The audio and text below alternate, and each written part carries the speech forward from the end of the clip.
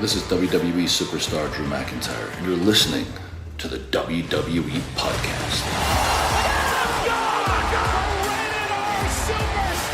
The champ is the one that everybody wants, me. It's going to WrestleMania. Claymore! Austin 316 says I just whipped your ass. This is my iron. You're going to acknowledge me. And it's time to talk Monday Night Raw, the final Raw before this weekend's Survivor Series event, headlined by the two War Games matches for the men and the women that are really all-star matchups. I mean, you got so many big names in both of the matches. This may be the most star-studded War Games matches since War Games has been a thing, or at least returned to the WWE mainstream. It's got to result in something massive. It has to result in WrestleMania implications, and we're going to find out what those are on Saturday. But first, we had a unintentionally hilarious moment on Monday Night Raw with Brock Lesnar falling down in his entrance at the very, very, very end of Raw. After the credits hit the screen, you think it's over, and nope, here comes Brock Lesnar. And he slips on the entrance after doing his little jump. And then he comes back and he talks about how it's something sticky. There's something sticky on the ground or whatever. No. If it was sticky, Brock, you wouldn't have slipped like you were on ice, right? It was clearly something you would think, something that was, either on his shoe or on the stage that was not sticky. Sticky means stick, right? Sticky is like gum or like a tar or something. So he slipped like he was on a bowling alley and fell backwards. And I mean, I laughed out loud. It was a Titus World Slide type of moment. I haven't seen something that hilarious since Titus World Slide. Is it as funny as Titus World Slide? No, but it rivaled it. Because when is the last time you saw Brock Lesnar unintentionally fall down? Much less fall down in his entrance. Brock Lesnar's been around for 21 years in WWE. More than that, 23 years since 2002. I've never seen him do that ever. And he tried to make light of it. Paul Heyman was just like, what the hell's going on? There's already a ton of memes of like Sub-Zero shooting some ice down at his feet. And I mean, there's going to become more of that, moving forward, some hilarious stuff. But if you didn't laugh at that, I mean, I don't know how you didn't. It's going to get funnier with time. I mean, just Brock Lesnar fall. And he doesn't even fall forward. He falls backwards. How does he fall backwards? How does that happen? Oh my God, you could have him. I mean, and we've had him do thousands of entrances. Not once has he done that. So, an unintentionally, obviously not pre-planned or manufactured moment here with Brock Lesnar slipping like he's on ice and then putting the cowboy hat on Braun Breaker in kind of just a reflex moment to get the attention off of him, I guess. I'm not sure, but it's great. It was a great, great moment on Raw. One of those just gifts from the wrestling gods. But we have a lot more serious stuff to talk about with War Games. We've got the build to the men's and the women's matches, as I said, the predictable brawls that usually do happen prior to the War Games, where everybody is having standoffs and brawls and pull-apart brawls and advantage matches, which, as I've said, advantage matches mean absolutely nothing. They are completely imaginary. Even if this was to be believed a real competition, there is no true advantage at all. But we had those. We had some interesting words from AJ Lee as well. A fun Raw, a bigger Raw, much bigger Raw than even I expected going into Oklahoma City from last week's Madison Square Garden blockbuster. Now, not all was good here. We had some weird stuff, kind of a throwback to a Vince McMahon stunt with the midget being brought out as John Cena during the Dominic Mysterio segment. We'll talk about that. Not a fan really of that, despite how well Dominic's doing, and he's about to break out in a big way. But it was a lot of positive, I thought. Not as good of a show as last week, but last week I think is the high watermark for the year. So with all of that said, welcome to the show. This may be an abbreviated type of show, but we'll see. I do want to invite you, though, to the Patreon side where we go ad-free and you are able to chat live with all the other patrons with the Discord server. And there's a community chat as well. So head on over to Patreon and get yourself an ad-free experience before Survivor Series so you don't have to hear any of the ads that are about every 10 minutes in the show. So patreon.com/WWE podcast. And also head on over to Apple or Spotify. Those offer ad-free experiences as well. So, well, let's go.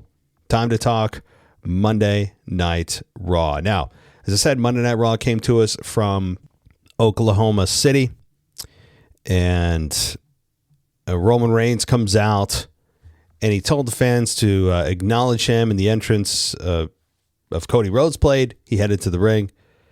And they kind of stared off at one another, and Cody asked the Oklahoma City crowd, I'm not even going to tell you what he said because you know why it's stupid. I remain constant in that assertion of his question he asks the crowd, which is just a stupid question.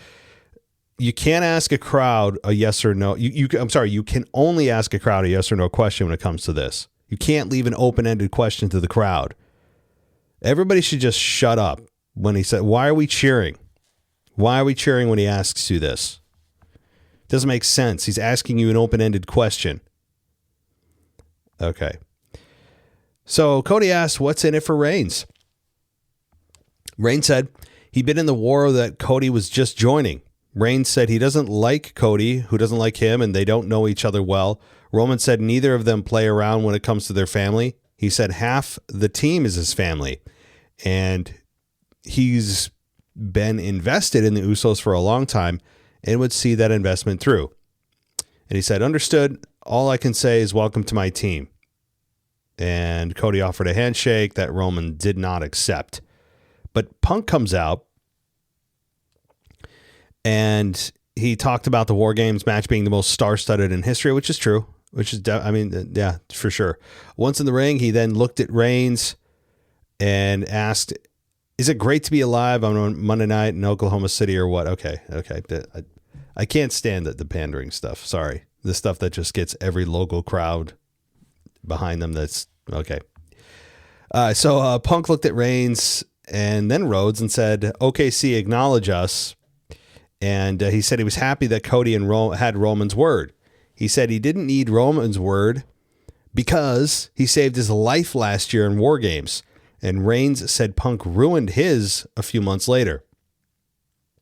CM Punk then took issue with Cody calling it his team when he offered Reigns the handshake. Punk held up his title and told Cody that he can be the quarterback on Fridays, but he's the champion on Raw.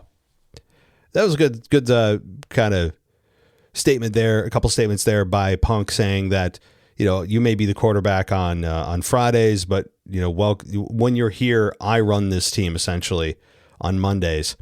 Also talking about how it's not his team. Cody just kind of just absorbed or assumed that was his team, and Punk calling him out was a nice moment. So Roman said they might as well take them out and have the measuring contest, and Reigns said he doesn't like Cody or Punk, and he hates the Vision and Paul Heyman more than he hates them. And he said, since we're being honest here, that title would look so much better on my shoulders. And he left. But he didn't know, and it wasn't clear who he was directing that statement at. I would imagine it's Punk, because we've seen Cody Roman enough, especially around WrestleMania time. We can't go for a hat trick here with Cody Roman. I don't think anybody wants that, although they do work well together. Cody Roman Part 3, I don't need it. I don't think you guys want it. Yes, their WrestleMania 39 match was good. WrestleMania 40 match will live on forever, especially with the ending. And and everything else, but I don't need another one. But we'll see. I would imagine, again, he was talking to CM Punk. But then we had Paul Heyman and Drew still technically suspended backstage. And he said the only reason McIntyre was allowed in the arena is that he selected McIntyre for the advantage match. Heyman said that if McIntyre left the room and said boo to the wrong person, he could be kicked out of the building. All right. We had a little bit of Logan Paul backstage, and he assumed that Brock would team with McIntyre. Heyman told Logan that Lesnar was mad about what happened with Reigns last week, and Heyman told Logan that Lesnar's name shouldn't come out of his mouth. Okay, blah, blah. Nothing really serious here. All right. We then have Gunther versus Carmelo Hayes in a last time is now tournament quarterfinal. The match went 17 minutes. Very good. Very good. Carmelo Hayes may have had his best match, or I'm sorry, best is a bit subjective. His biggest match to date here with Gunther on a big Raw in a tournament that does have some meaning, but with a big opponent with a lot of time given. 17 minutes here. And Gunther does beat Hayes after he powerbombed him and pinned him. A good match. Again, one that Carmelo Hayes can build upon. Even in a loss here, Gunther advances. And so far, no weird replacements. So far, no Edge. So far, no Chris Jericho, although WWE keeps putting out these teaser trailers of... Remember, they put out some guy like walking, and then they put out some like wine glass that a woman is holding, and I don't know what that's about. But I would imagine the other one is about Chris Jericho. That's what everybody seems to be believing. I'm still holding out hope against hope that Edge is seen as final opponent somehow. I'm still holding out that hope, but we'll see. So good match here, really good. Some of the spots here were Hayes going up for the first 48. Gunther caught him, dumped him over the top rope. And then Hayes went up again. Gunther hit him with a chop in the chest. And then he moved, and Hayes jumped over the top rope, tried to DDT Gunther on the apron, but he took the move kind of weird. And Hayes returned to the ring and hit Gunther with a flip dive. Some good spots here. The really good match. I thought it was one that, again, elevated both men. The right person won. Everybody wins in this one. All right. We have Dominic in the ring. And he spoke about how he would beat John Cena to regain the Intercontinental Championship and continue to be the greatest Mysterio of all time. He talked about how Cena wasn't there, but he couldn't even blame him for not wanting to come to this dump. Oh, Dom. You know, I've been complaining that they shouldn't turn him back heel and just let him be babyface, but this to me is not heel Dom. This is actually, it makes me laugh. He makes me laugh in this persona he's in, even though it's designed to engage people to react negatively, but I still find him incredibly endearing. So that's just my analysis. Now, John Cena's music entrance played. Fans exploded. But if you knew John Cena's schedule and how he had been adhering to it, and there had been no surprise appearances, you knew that John wasn't really there, and he's probably going to get trolled in some way. And that's exactly what happened here with one of the midgets from probably a local wrestling show. Comes out dressed as John Cena. And I never liked it when they did this with anybody. I know they've done it with Kane. They've done it with, I think they've done it with Shawn Michaels has done it with his opponents back in the day. They've done it with Booker T. I never found it entertaining, funny. It doesn't add anything to the show for me. I can't believe it actually passed creative here. It does fit Dom's character, and I'll give them that. But is that really worth still bringing out a midget that makes it feel like a Vince McMahon holdover? For all of the talk of TKO and their executives trying to move away from what Vince has done and everything he's created, and we'll take it from here, and this is outdated, this is antiquated, blah, blah, blah, everything, the PLEs. You're going to bring back a spot that Vince McMahon, I mean, he's probably sitting at home. Vince, if Vince is watching, I bet you he is. He's probably saying to himself, now that's some good shit. You know, I'm sure. Vince, this is right up Vince's alley. I have never enjoyed the midget stuff in any capacity for anything. Even Hornswoggle, I never really enjoyed. I never found him really entertaining. It makes a mockery of wrestling in my mind, but I know it's there for entertainment purposes. It's there to advance the storyline and all the rest, but okay. So we had Dominic say that I should drop you where I stand, but I'm going to save my energy and let you walk away. And then the little Cena said it was a fine speech coming from the worst Mysterio of all time. And Dom told little Cena to stick to the plan. And little Cena said that if Dom wouldn't fight him in front of the good people in Oklahoma City, then he could come get some right now. And the champ is here. That allowed or resulted in Dom kicking the midget, little Cena. I know in this description, it says little Cena. I mean, it's a midget by definition. I guess midget is, let me guess. Some people are offended by that. Well, let me say it some more then. The midget version of John Cena was knocked over. Dom hit a 5-knuckle shuffle. And then Barrett said Dom was making, quote, short work, lol, of little Cena. Dom placed the little Cena, the midget, against the ropes, hit him with a 619, hit a frog splash, and that was it. I mean, the announcers were talking about how despicable this was and all the rest of it. I mean, selling how bad of a guy Dom is, being a tough guy against a man who is a tenth of his size. But fine. It did serve the purpose of getting Dom some heat and also building for an angle where half of the people involved are not there, meaning Cena's not there. So you have to continue to build it, and a video package wasn't just going to do it, and Dom's on fire right now, so you want him in person, but if he doesn't have Cena there, how are you going to work it? And they found a way to do it. So, yeah, all right. We then had Rey Mysterio versus J.D. McDonough here, and the match was, I don't have a timestamp here, but these two pros, you can watch them for a while. I mean, you could watch them for an hour. I say that a lot about some of these matchups every week, but this is another one you can add to the list. Two professionals. JD can work with anybody. Rey is an all-time great that is frozen in time, where he just does not age. He does not miss a step. Whatever is in the water that Rey Mysterio is drinking, I want some of it. He is timeless. Now, eventually it's all going to come crashing down at some point because he is still a human being.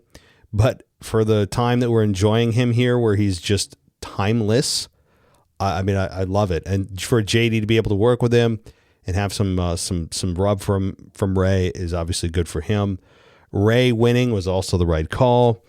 JD, I don't think is ready for that kind of push just yet to just outright beat a legend clean. So good match. It ended with Rey hitting the 619 and then the typical, over the top rope splash. 1, 2, 3. All right. So we then have Raquel Rodriguez complaining to Adam Pearce that Nikki Bella interfered in her match. Pearce said he agreed and she would be in the mix for another title shot. So let's continue. All right. Brock Lesnar was shown walking backstage, met up with Paul Heyman. They exchanged nods before entering Lesnar's dressing room.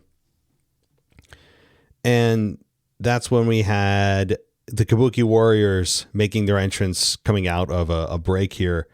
And they joined their War Games teammates of Lynch, Nia Jax, and Lash Legend. And Lynch said she'd been legally advised not to talk about her loss to Maxine Dupree. And Lynch spoke about the strength of the team she assembled and said she won most of her matches against Asuka, but she had to work for it. And okay, so the opposing team's coming out, and they do. And we have AJ Lee skipping to the ring while her teammates walk behind her, and they all joined her. And Lee said the old her would have torn Lynch's face off. And she said, quote, "Lucky for you, therapy works." And Lee said Lynch's comments were said in fear, and Lee said she knows who she is. And she said she doesn't have to bark like an angry chihuahua. She bites. And she said Lynch made a mistake of locking herself in a cage with her. And AJ Lee said she knows she's not the only one who wants to knock Lynch off her pedestal. And that's when Rhea Ripley got the mic. Ripley slammed the microphone onto Jax's head, and then the two teams predictably brawl, and the babyfaces stand tall. There was at the end, Sky hitting a moonsault onto Asuka, and Lynch ended up being the only one unscathed. Another one of those embarrassing moonsaults where everyone must fall to the ground, even if you're 50 feet away. We've seen that so many times. It's not just to the women. I mean, the women do it almost as often as the men when these spots happen, where there's just no way that in any reality beyond one that you're just manipulating like pro wrestling, that person would fall down because of anything you're doing. I mean, and if you're anywhere in the vicinity, the rule is you fall down. It looked bad. But I understand the spot. I understand why they did what they did. Now, babyfaces stand tall. They're clearly building to AJ Lee and Becky after this War Games match, likely one-on-one. Unless Becky decides to chase reclaiming her Intercontinental title from Maxine Dupree. That's also very possible. But it does seem right now that AJ Lee and Becky Lynch are on a collision course to a one-on-one post-War Games, which is a matchup that I think is well suited for both women. Now, what will they be fighting over? Pride is okay. Yeah, I don't think there's enough women's matches that have nothing to do with the belt and are just about personal issues. That can be a thing. That can actually be more interesting instead of having a belt distracting from an otherwise personal issue, which is AJ Lee and Becky Lynch hate each other. Obviously, they had the tag team match with their husbands, and with Seth not there, it's now AJ Lee against Becky, and hopefully they continue that after. As far as the whole therapy thing goes, I know that AJ Lee did make an appearance on Stephanie McMahon's podcast, and they talked about the infamous tweet that AJ Lee put out back in 2015 about how the women deserve a chance, and how the some of the women are involved in the highest rated segments, at the same time the men are, and yet they're not paid the same.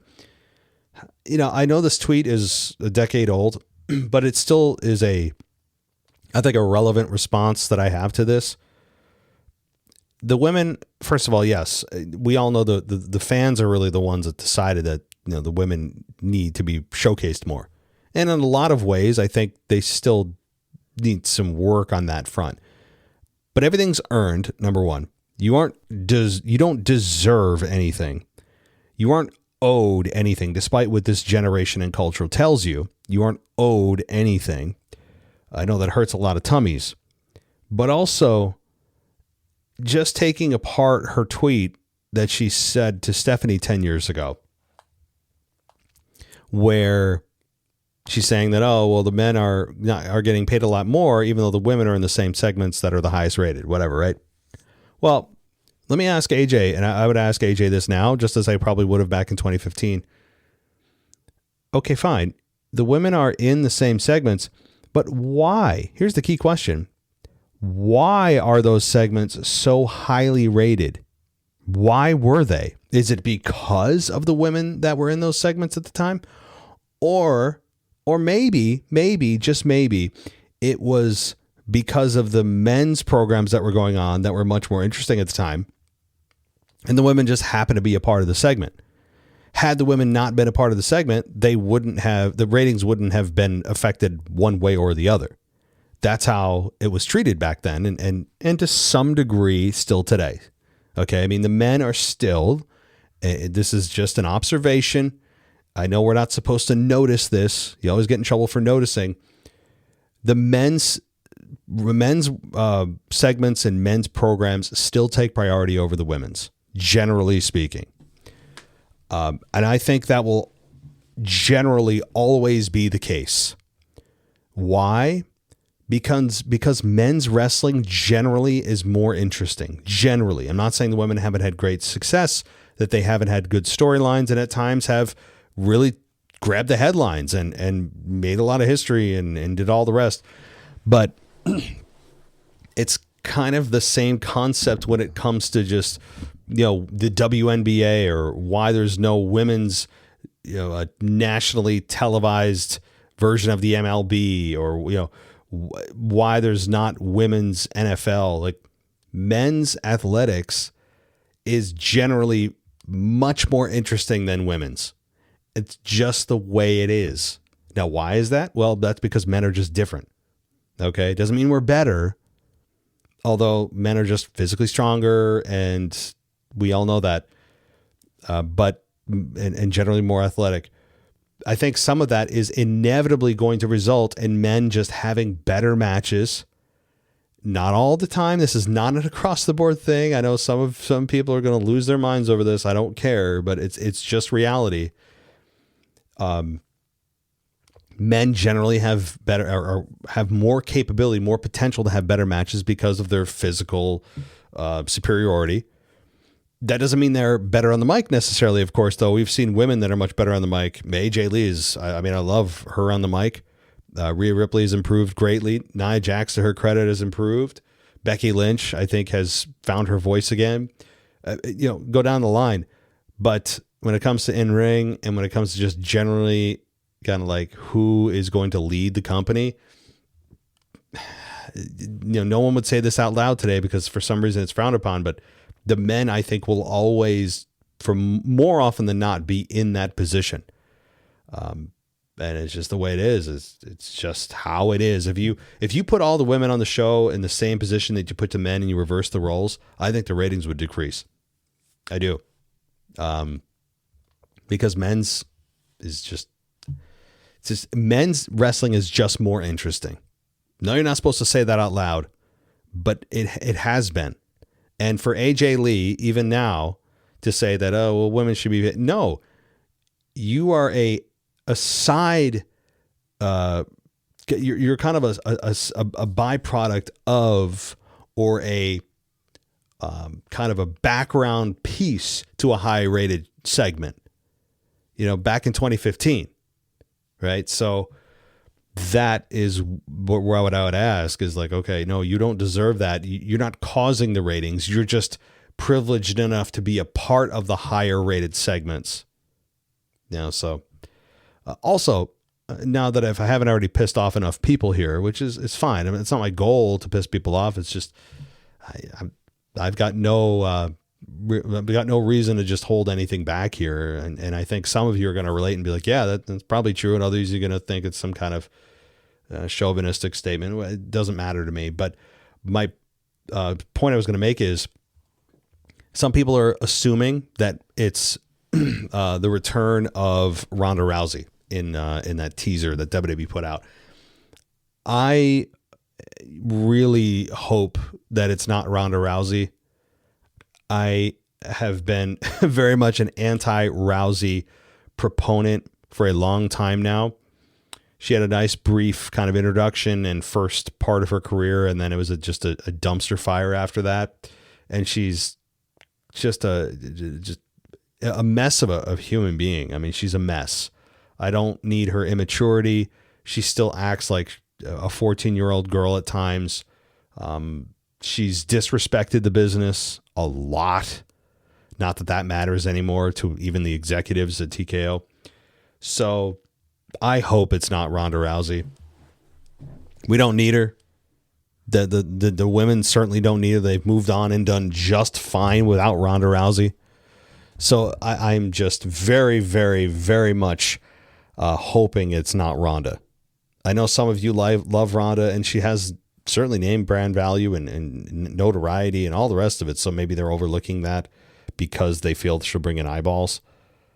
But I just don't like her as a person. I don't like her as a wrestler. I'm very, very much against bringing Ronda back, but it's of course not my decision. So, all right, let's continue. Boy, if you guys are still listening, so Penta versus Solo Sikoa, last time is now tournament quarterfinal. The match didn't last too long before, of course, the injury to Penta with him doing a Hurricane Rana off of the barricade onto the floor, and he landed awkwardly. I'm not sure. I would imagine it's his shoulder.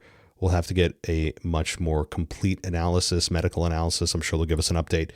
Penta, it was a real injury. This was not staged. If you saw it, you knew.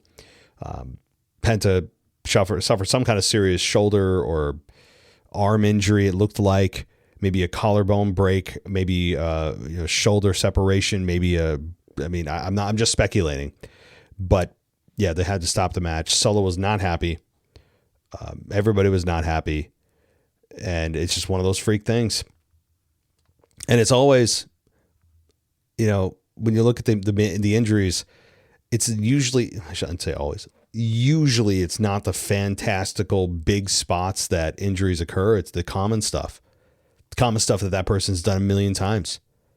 It's the stuff that they just are so used to doing that it's just the one time that they land wrong and they twist wrong, and there's not a lot of room for error in a lot of the maneuvers that are done. So best of luck to Penta in his recovery.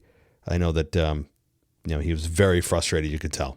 So all right, we then have Ivy Nile approach Dupree, and Nile walked away after she told her that that title is hers. Roxanne Perez and Raquel Rodriguez approached Maxine, and Perez was talking smack when Pierce returned and asked if there was a problem, and Pierce said Dupree should call Natalia now, which he started to do. So okay, so you kind of know this is going to be a multi-woman matchup, I would imagine, for the IC title.